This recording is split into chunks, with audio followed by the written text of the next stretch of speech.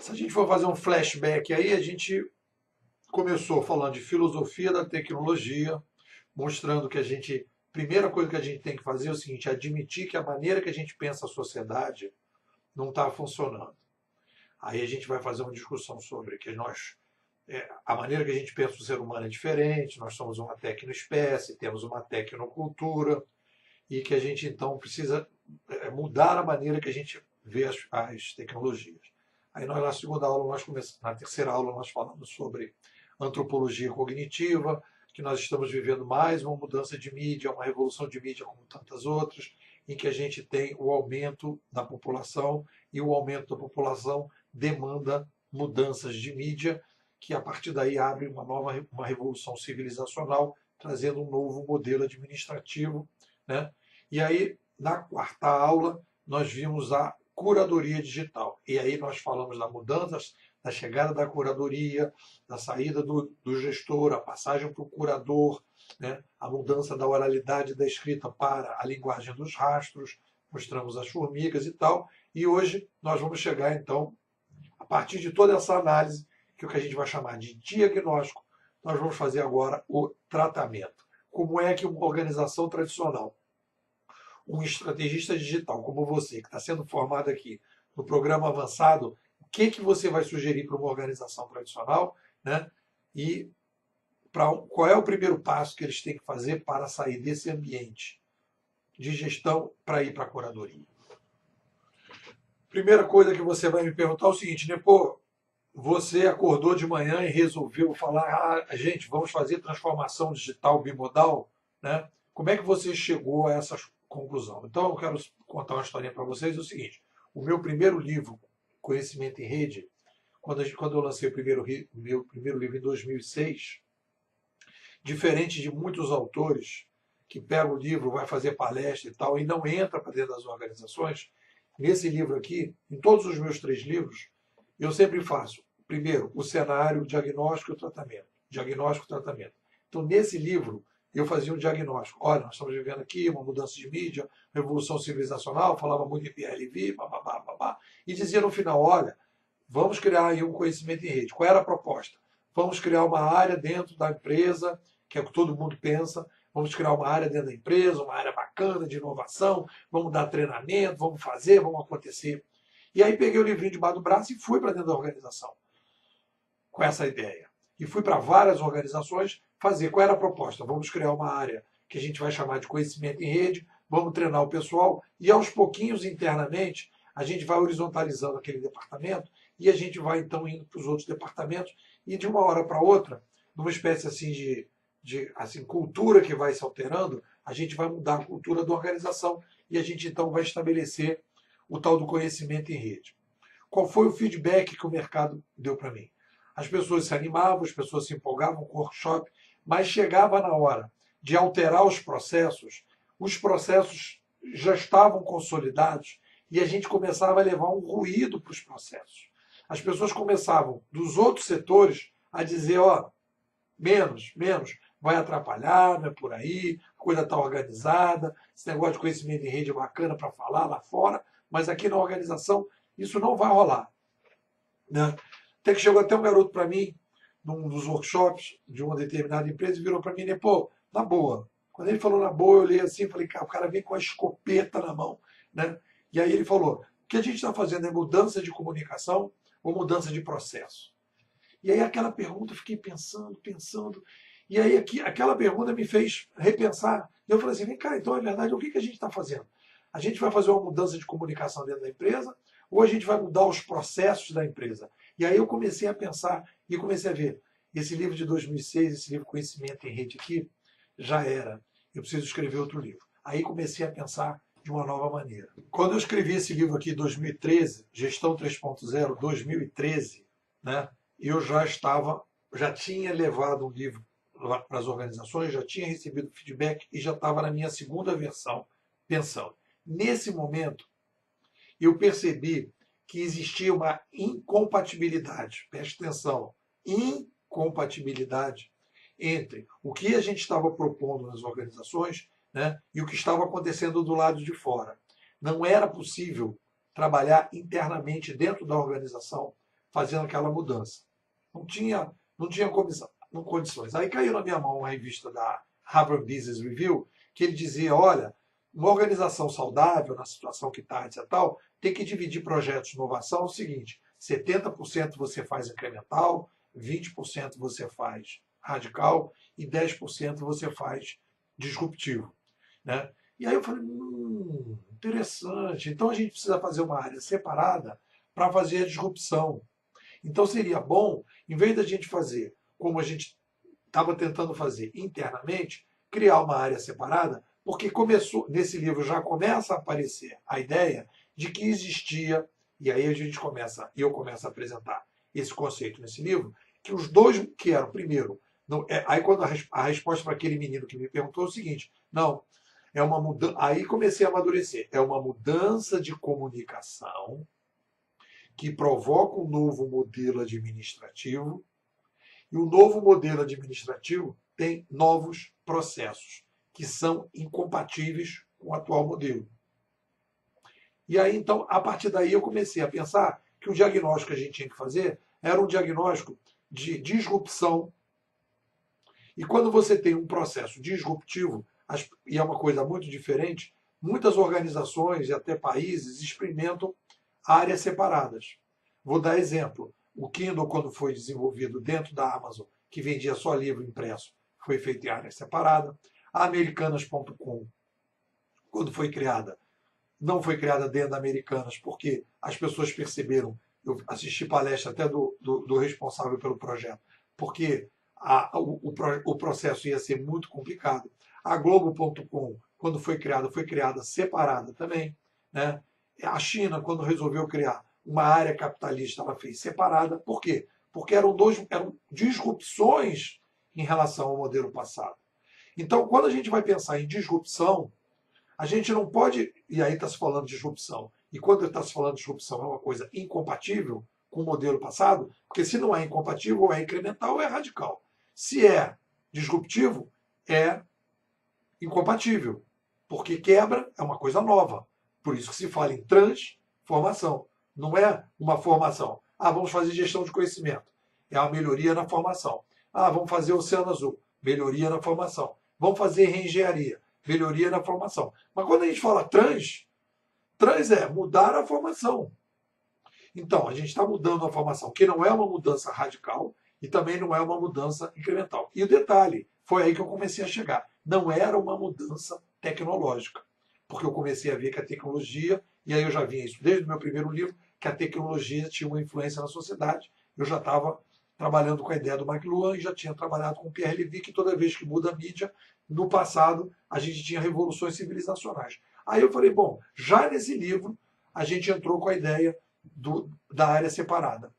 Então a gente, desde o primeiro momento, dizia, não pode ser área junto, tem que ser uma área separada, essa área separada tem que ser do lado de fora, para experimentar o quê? Para experimentar a curadoria. Nesse livro vocês podem reparar que eu já coloco aqui as formigas, mas eu ainda estou chamando de gestão. Né? Eu estou chamando de gestão. E aí o que aconteceu? Peguei o livrinho, da mesma maneira, caí dentro das organizações. Fiquei lá 1 ano no BNDES, fiquei 3 anos na Prefeitura do Rio, né? No BNDES, que a gente chamou de grupo de reflexão, para pensar esses projetos todos na área de rede social corporativa, não era ainda curadoria, era uma coisa mais ou menos. E na prefeitura a gente criou um laboratório de inovação. E aí a ideia do laboratório de inovação, desde o primeiro dia que eu cheguei lá, eu falei, olha, eu quero criar uma área separada, eu não quero melhorar os processos que vocês têm, eu não quero atualizar. Eu quero começar a pensar, né, no que a gente não era nem a palavra curadoria ainda, eu quero experimentar esse novo modelo do lado de fora, em projetos que vão ajudar a cidade do Rio de Janeiro a resolver problemas complexos de uma nova maneira. E aí começou a experiência, e aí a gente começou a pensar no que hoje a gente está chamando de transformação digital bimodal. Primeira coisa, quando a gente fala em área separada, e tem muita empresa, porque o diagnóstico está equivocado, muita empresa fala em área separada, o que eles pensam? Eu vou fazer uma área separada, vou fazer uma aceleradora de negócio, vou pegar as startups. Quando as startups estiverem funcionando bacana, eu trago para cá para dentro. E aí o que acontece?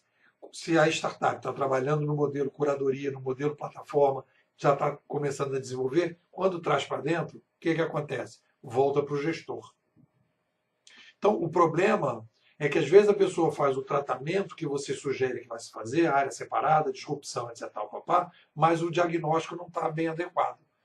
Não tem a visão da filosofia da tecnologia, já não reviu a questão da filosofia, não tem a visão teórica de que a gente está entrando numa era diferente, não percebe a curadoria como um novo modelo administrativo incompatível, aí ele quer manter a gestão. Não percebe que a transformação é uma transformação digital por causa do digital. O grande mote é tecnocultural e que a gente então tem que experimentar esse novo modelo. Então, quando a gente fala de transformação digital bimodal, a Gartner, por exemplo, tem a transformação digital dentro da TI. E muita gente vai dizer, você está falando para fazer que nem a Gartner, a transformação digital dentro da TI? Não. A TI faz o quê? Então eu tenho alguns projetos de inovação, de mais disruptivos, mais radicais. Internamente eu faço dois ambientes. O pessoal que desenvolve para o incremental e o radical e a galera que vai desenvolver para o disruptivo. Mas não é isso que a gente está falando. Porque tudo depende da primeira parte do livro, do diagnóstico. Então, qual é o nosso diagnóstico? Estamos vivendo uma revolução civilizacional, temos um novo modelo administrativo, e esse modelo administrativo é incompatível. Então, essa área do lado de fora não volta para trás, é outra empresa, é outro modelo, é uma startup que vai ter vida própria, que não volta para trás. Pode ter os mesmos acionistas, pode ter o capital, pode fazer uma série de coisas, mas é separado e não vai poder ser influenciada pelo modelo da gestão. Porque é outra coisa. Então, quando aí a gente foi fazer isso, nós mergulhamos no projeto da Iplan Rio, na Prefeitura do Rio. E aí eu vou contar um pouquinho a história, o que foi bom, o que foi ruim, o que eu não faria de novo e o que eu faria mais. Eu fui contratado pela Iplan, não foi para fazer consultoria e não foi para implantar o projeto Transformação Digital Bimodal. Eu fui lá para dar cursos de inovação. E dentro do curso de inovação, eu comecei a levantar a ideia do bimodal. E aí as pessoas que estavam fazendo o curso se animaram para fazer o laboratório, que foi dentro do processo do curso, e aí a gente criou um laboratório separado. Então, o que aconteceu de novo na Iplan Rio, né, em relação aos meus clientes passados? No momento que a gente começou a apontar, dizendo, olha, nós não vamos mexer nos processos atuais, nós vamos mexer em processos novos para resolver problemas novos que não existem, que não estão colocados, a gente começou a fazer estudo da curadoria na saúde, no transporte, nas praças de terceira idade, né, na educação. Começamos a projetar coisas e a gente não estava pensando em mudar os processos que estavam os processos existentes. O tempo todo já pensando em coisas que ainda não existiam. Então isso foi um alívio e foi uma tranquilidade. Por quê? Porque a gente tinha clareza de que a gente não ia mudar o que estava funcionando. Já resolveu o problema que nas outras organizações que eu estava não tinha essa visão. Então, as pessoas ficam perdendo tempo, ficam investindo, ficam tentando, e vai atrapalhando o que existe e não vai criando o que precisa criar.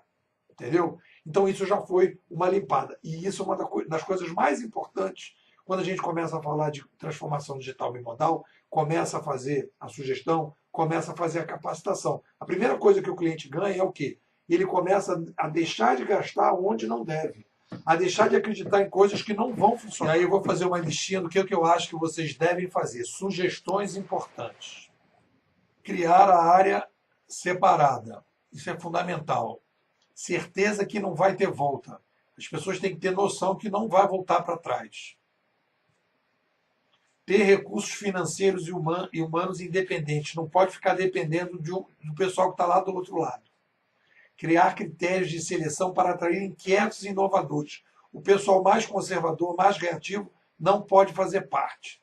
Capacitação para incutir a ideia da curadoria como uma mudança sem volta. Eu não vou criar uma ilusão em vocês de que a gente vai vender curadoria a rodo, não. O que vocês vão fazer mais agora é muito mais capacitação. Nós temos que agora formar um coletivo de estrategistas digitais. Então, vocês têm que mostrar para os estrategistas digitais um caminho.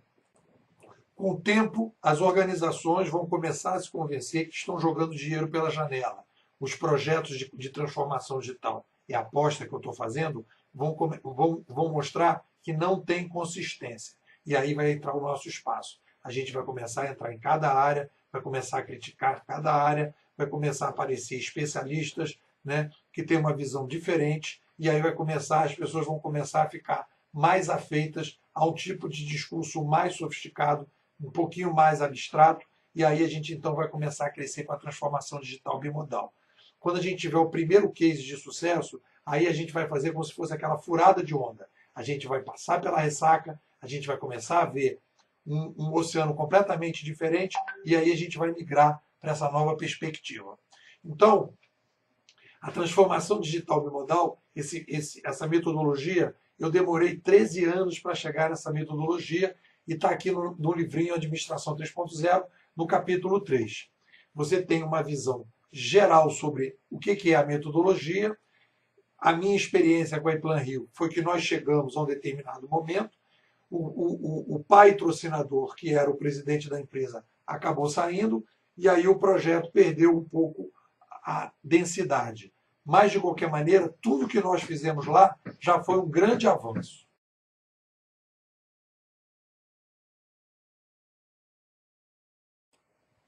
Bom, então o que eu quero dizer para vocês é o seguinte: a transformação digital, na minha opinião, bimodal, é a única possibilidade que a gente tem de ajudar as organizações tradicionais. Obviamente que tem determinadas organizações que vão ter competição da curadoria num tempo muito mais longo.